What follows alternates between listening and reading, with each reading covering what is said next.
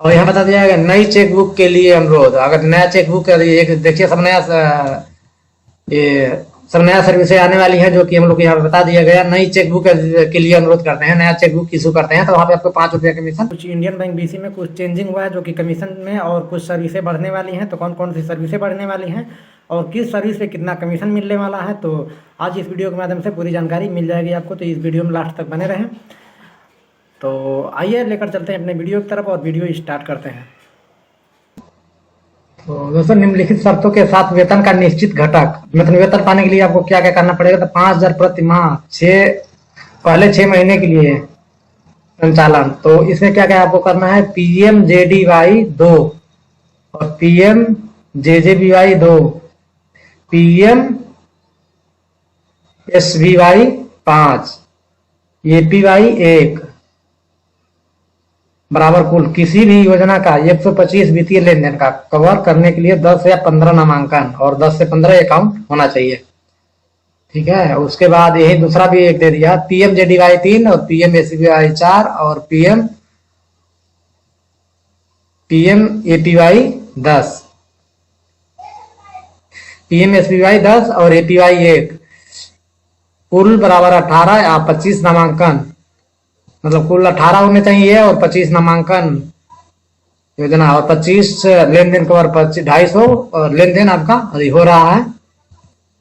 तब इस हालत में भी आपको 5,000 मिल जाएंगे। और यहाँ पे दिया है 2500, 6 महीने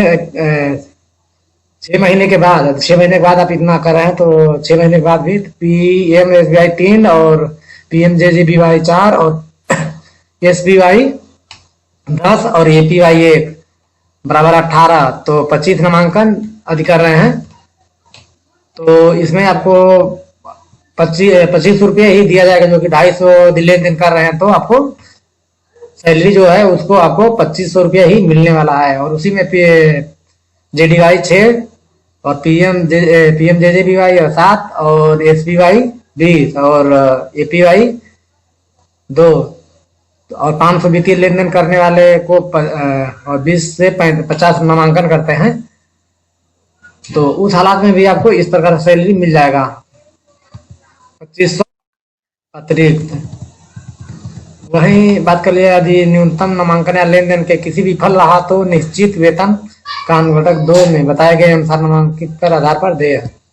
तो यहाँ पे दिया है, यदि कार्य दिवसों की संख्या 20 से कम है तो 500 रुपये की अतिरिक्त जुर्माने के तौर पे काट लीजिए। अगर 20 से कम अगर आपका लॉगिन हो रहा है, कार्य दिवसों में कम काम कर रहे हैं, 20 से मतलब 19 दिन काम कर रहे हैं, तो 500 रुपये के हिसाब से आपको काट लिया जाएगा। जैसे कि बता दिया गया है, और 20 दिन में 18 दिन आप काम कर रहे हैं तो 20 इंटू 2 हुआ ना, 2 दिन छुट्टी हुआ तो बताओ 1,000 रुपया आपका काट लिया जाएगा आपके वेतन से। तो इतना ध्यान रखिएगा कि कम से कम 20 दिन से ऊपर आपका लॉगिन होना चाहिए। 25 दिन था, फिलहाल आपको इसमें 20 दिन बताया जा रहा है।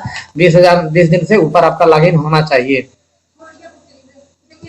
और वहीं पे सुनिश्चित घटक BC को भुगतान किए जाने वाला न्यूनतम पारिश्रमिक, जहां किसी घटक को BC पारिश्रमिक निश्चित घटक के अधिक है तो निश्चित घटक का भुगतान किया जाएगा। जैसे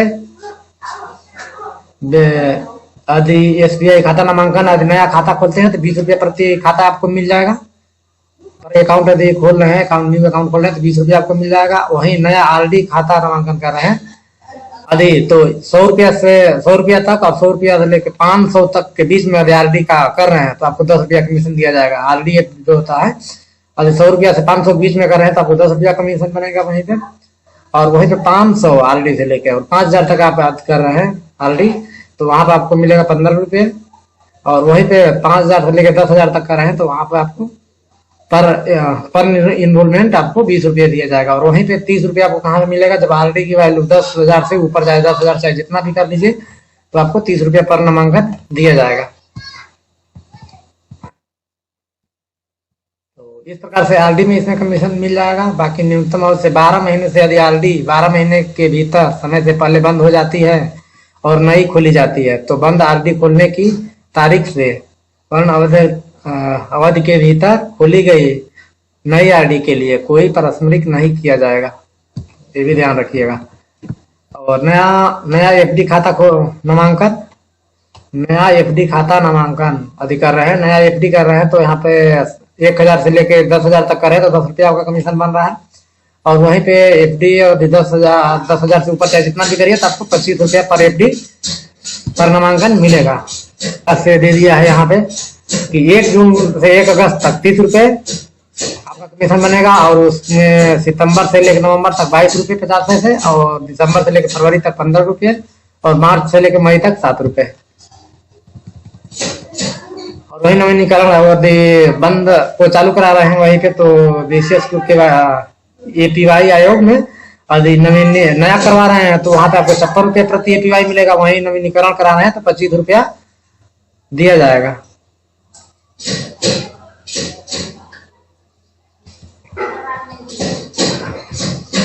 और वहीं पे दे दिया ये जिम्मेदारों की नगद, यदि आप नगद जमा निकासी करते हैं तो उसमें आपको किस प्रकार से कमीशन मिल जाता है। तो वही बात करें जाए रुपए 12.5 लाख तक, यदि 1 रुपये से लेकर 12.5 लाख रुपए तक आप जमा निकासी करते हैं तो आपको वहां पे 0.40% मिल जाता है। और वहीं पहाड़ी और दूर दराज इलाकों में यदि बात कर लिया 40% कमीशन मिल जाता है। और वहीं पे बात कर लिया जाए कि 12 लाख से 50 लाख तक का तो 0.20%, और ग्रामीण क्षेत्रों में वहां पे मिल जाता है आपको 0.30%।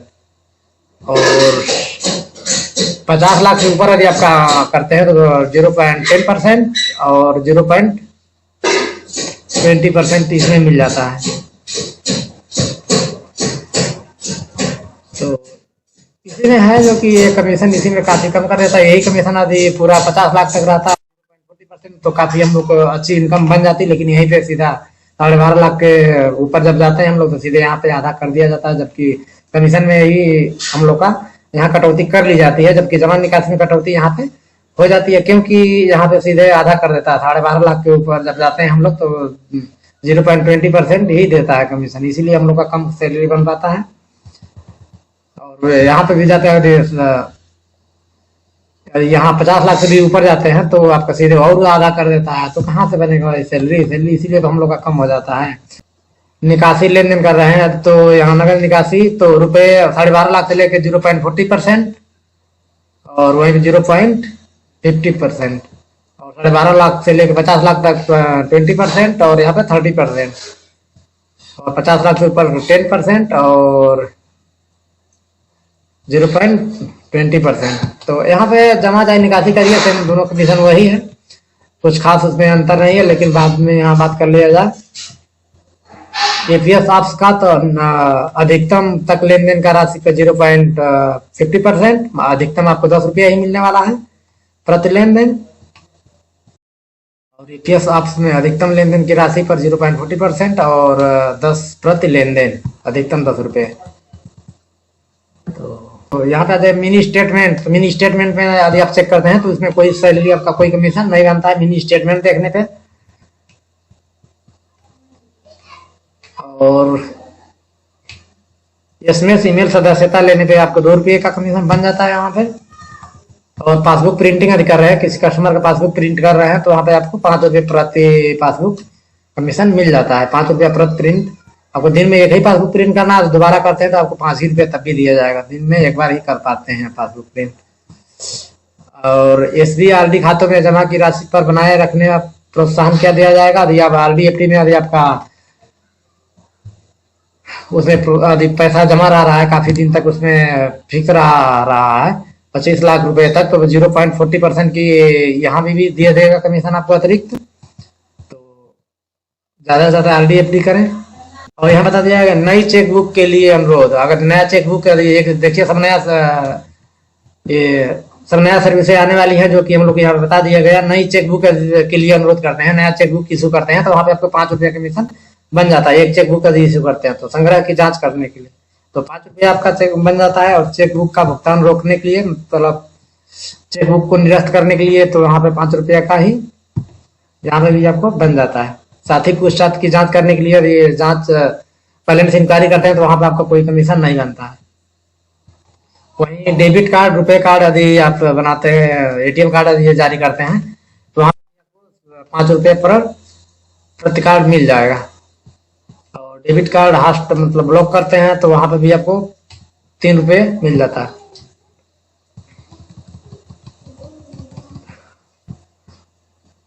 क्रेडिट कार्ड के लिए कर रहे हैं तो क्रेडिट कार्ड के लिए लीड जनरेशन कर रहे हैं तो वहां भी आपको प्रति कार्ड यदि जनरेट कर रहे हैं तो ₹5 का कमीशन, ₹5 से लेके ₹25 तक आपको कमीशन बन जाता है।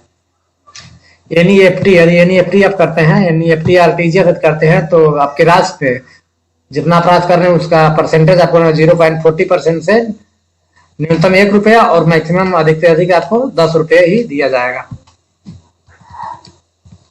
और आधार सीडिंग कर रहे हैं किसी कस्टमर के अकाउंट में आधार सीडिंग कर रहे हैं तो यहाँ पे भी आपको ₹5 प्रति सीडिंग पे दिया जाएगा। तो ये भी सब न्यू सर्विसें आई हैं जो कि ये सब न्यू सर्विसें हैं। और वहीं पे मोबाइल सीडिंग करेंगे आप तो ₹5 आपको मिल जाएगा। मोबाइल सीडिंग यदि कस्टमर के अकाउंट में करेंगे तो ₹5 मिल जाएगा। और माध्यम से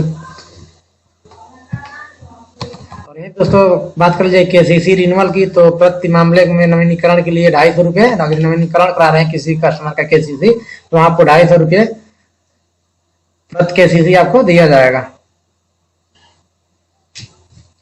इसी प्रकार से काफी इसमें दोस्तों बहुत सारी नई सर्विसें सब आ चुकी हैं जो कि अब मैं बताऊंगा तो काफी लंबी वीडियो हो जाएगी, लेकिन अब चलिए मैं थोड़ा कोशिश कर रहा हूँ मेन पॉइंट पे ही बात कर लिएगा।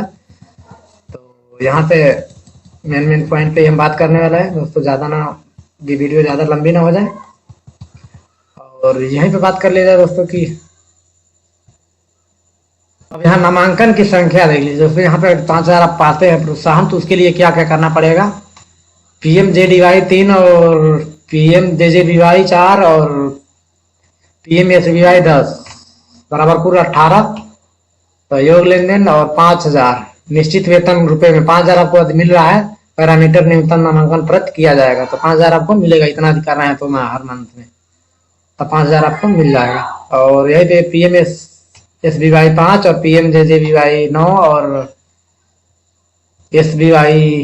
PMSBY 8 और APY 3 तो कुल 25 नामांकन कर रहे हैं तो यहाँ पे भी आपको ₹5 मिल जाएगा।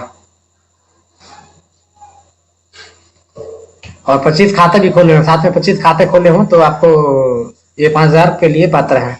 और वहीं पे ये दे दिया है PMJDY 4 और PMJJBY 0 और PMSBY 8 और APY 0 कुल 12 करें तो वहाँ पर आपको ₹2400 ही मिलने वाला है। यहाँ पे कटौती कर ली जाएगी यदि APY और JJBY नहीं करते हैं तो इस प्रकार से इसमें काफी कटौतियां हो जाएंगी दोस्तों। तो आप लोग ध्यान रहे कि बीमा हर महीने आपको करना ही करना है क्योंकि बीमा पे काफी इसमें ध्यान दिया गया है। बीमा नहीं करेंगे तो आपको सैलरी नहीं मिलने वाली है। तो बीमा पे ध्यान दीजिएगा, बीमा ज्यादा से ज्यादा करिएगा क्योंकि वेतन पाने के लिए करना ही पड़ेगा।